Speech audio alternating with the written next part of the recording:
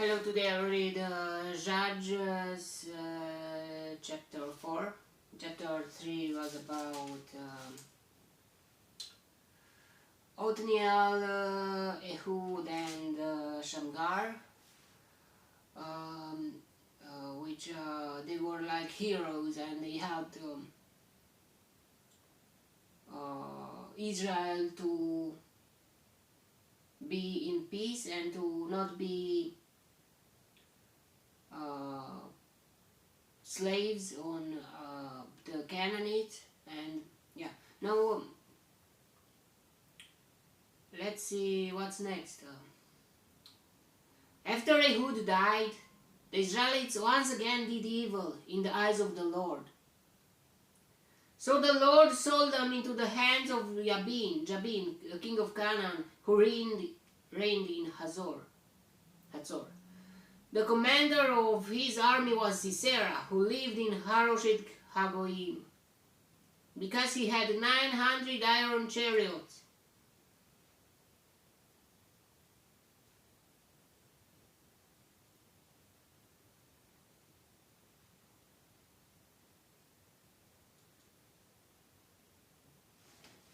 And had cruelly oppressed the Israelites for 20 years.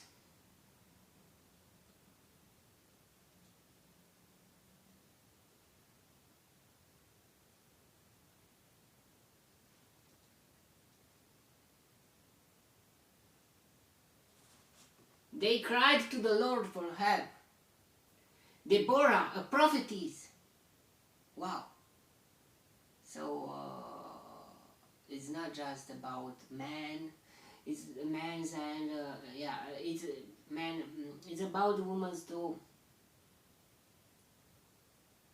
Or women's too. We saw Rahab, and now we see. There are girls, women too in the Bible. Now we see Deborah, a prophetess, the wife of Lapidot.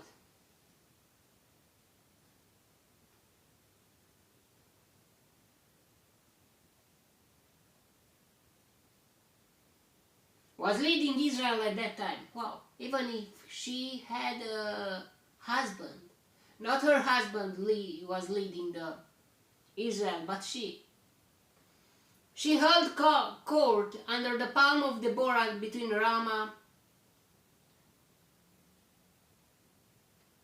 and Bethel, in the hill country of Ephraim.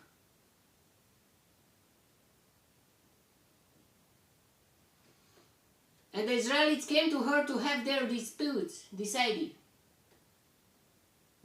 She sent for Barak, son of Abinoam,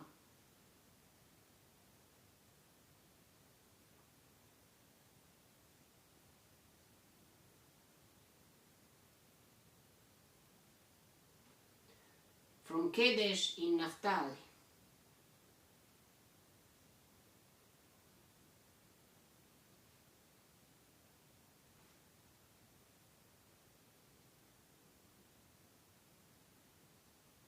And said to him, "The Lord, the God of Israel, commands you, go, take with you 10,000 men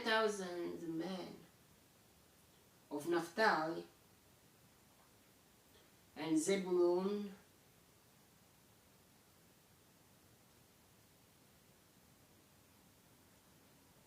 and lead the way to Mount Tabor.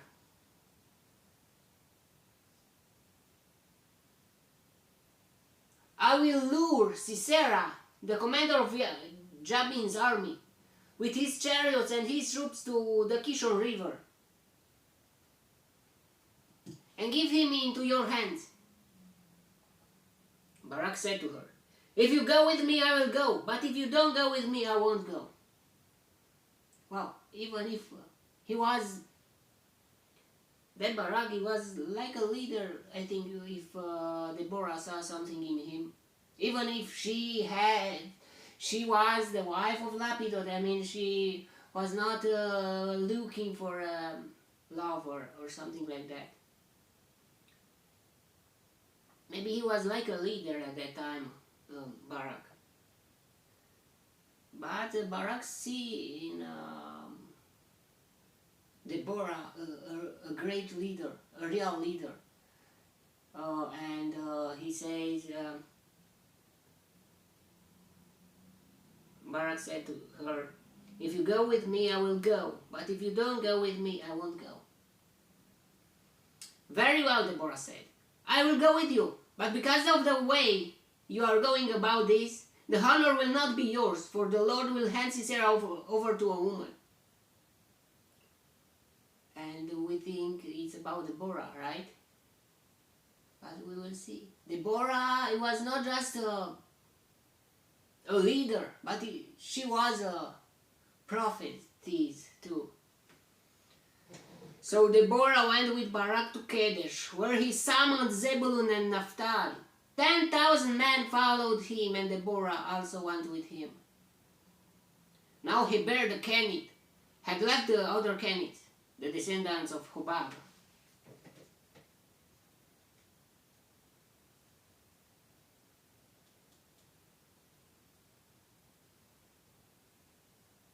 Moses' brother-in-law and pitched his tent by the great tree in Zananim.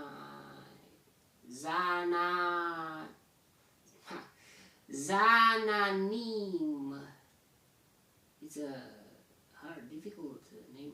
Near Kadesh.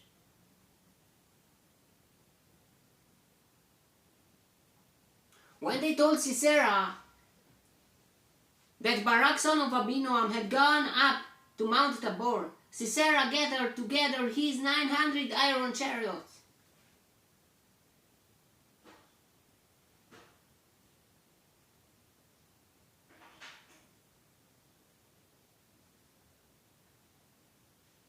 And all the men with him from Harosheth Hagoyim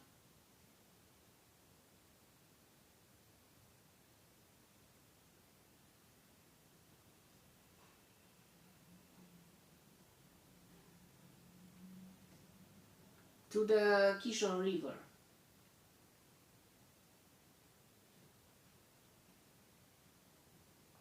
Then Deborah said to Barak, go, this is the day the Lord has given Sisera into your hands.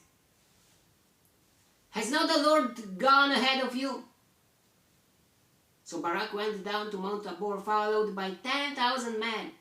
At Barak's advance, the Lord routed Sisera and all his chariots and army by the sword. And Sisera abandoned his chariot and fled on foot. But Barak pursued the chariots and army as far as Harosheth Hagoyim. All the troops of Sisera fell by the sword, not a man was left. Sisera, however, fled on foot to the tent of Jael, the wife of Heber the Kenite, because there were friendly relations between Jabin, king of Hatzor, and the clan of Heber the Kenite. Jael went out to meet Sisera and said to him, come, my lord, come right in. Don't be afraid. So he entered her tent, and she put a covering over him.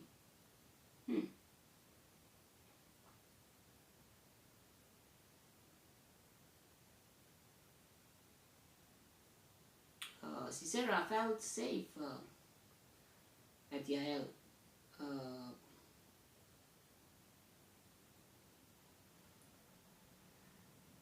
I'm thirsty, he said. Please give me some water.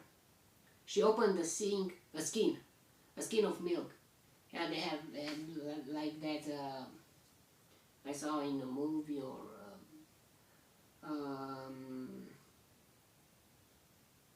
they had no plastic or they had.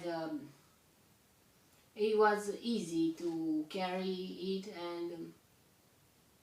They could store water and or some milk or something like that. made by from like an abdomen of an animal. You take that skin and you make something that hold the water in it.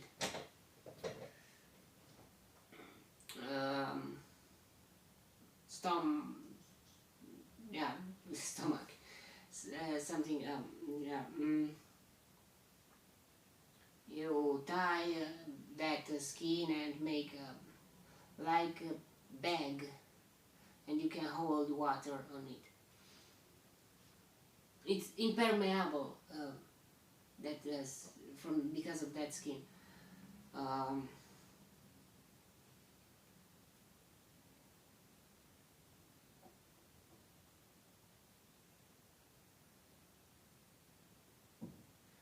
She opened a skin of milk, gave him a drink, and covered him up. Stand in the doorway of the tent, he told her. If someone comes by and asks you, is anyone here, say no. But Jael, Heber's wife, picked up a tent peg and a hammer and went quietly to him while he lay fast asleep, exhausted. She drove the peg through his temple into the ground, and he died. Wow. A woman. And he thought that he can trust her. But she was with the Israelites. And now the prophecy happened.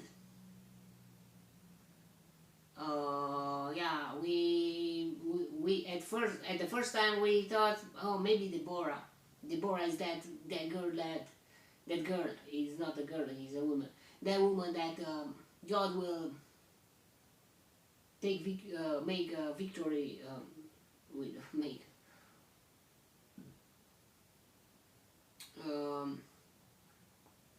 But she was another woman. She was not she. It was another woman there who in which God worked here.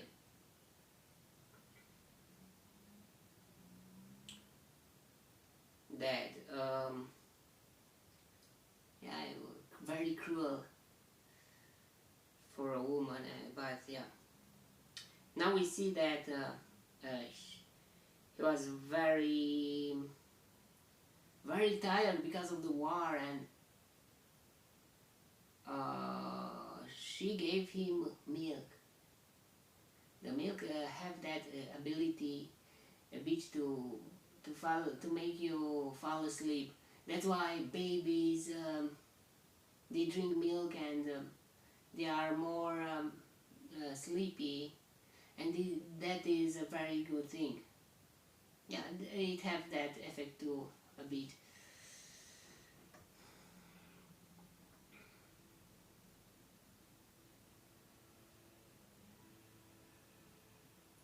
On that day, God subdued Jabin, the Canaanite king, before the Israelites.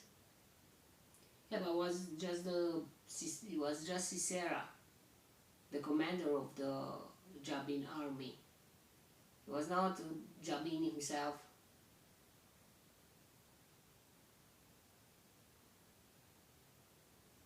And the hand of the Israelites grew stronger and stronger against Jabin, the Canaanite king, until they destroyed him. So we see that they destroyed him, at least.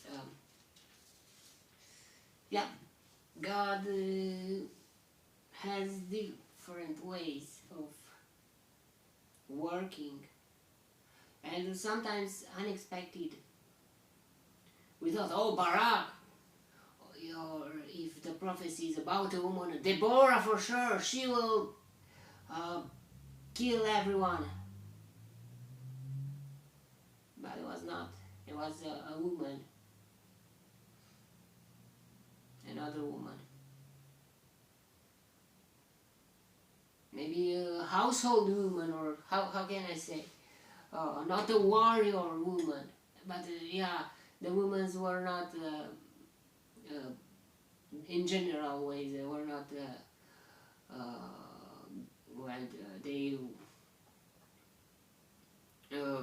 they didn't go to the war or something like that. Only their husbands and sons maybe, or something like that. Okay, that was the chapter. What we can learn from here is we cannot trust anyone if we are in the position of Sisera,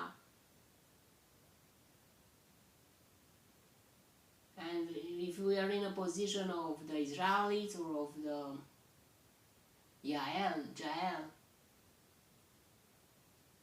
to do something like that, you must have courage, and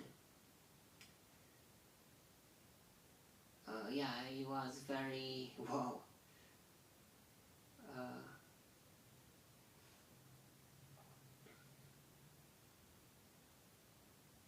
Wow, for I mean, for a woman to do that and to have that courage. Okay, that was the chapter.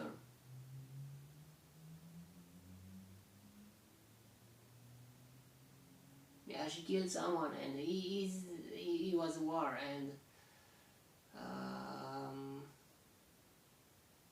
it's a bit different in wars, but still, yeah, it was war, and they were fighting against the Canaanites. The Canaanites should be dead long time ago, but they are still fighting with them, and they were still fighting until today. Canaanites or Philistines or Palestinians and so on. Okay, that was the chapter. May the God bless me, protect me, and delight me in the next chapter too. And if He wants, you will see me there too. God bless you all, and goodbye.